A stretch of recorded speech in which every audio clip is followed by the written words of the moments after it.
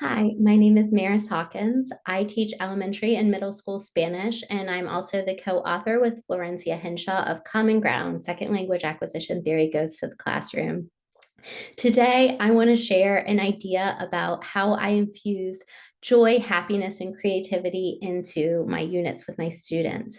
One thing that we study is street art, so both graffiti and muralist, and why people choose to create the art that they do and what message that people are trying to send with their artwork.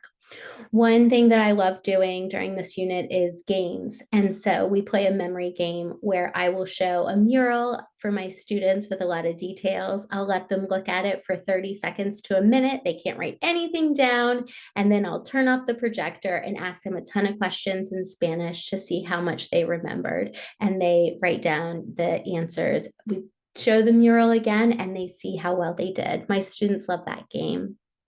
Another thing that brings a lot of joy and creates a lot of connections with my students and also with me is going on field trips. So we go to the DC Walls Festival and check out the murals that are being created in our own city.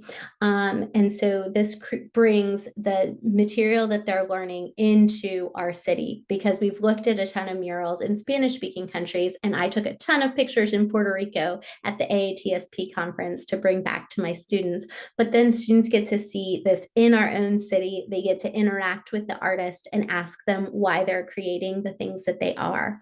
Finally, we break out the sidewalk chalk. We go outside on a lovely fall afternoon and they create art in front of our own building. And so they design it and create something that means something to them and shares a message that they have.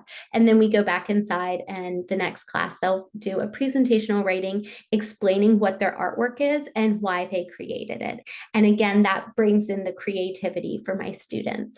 So I hope this inspires you. And thank you so much to AATSP for this great event.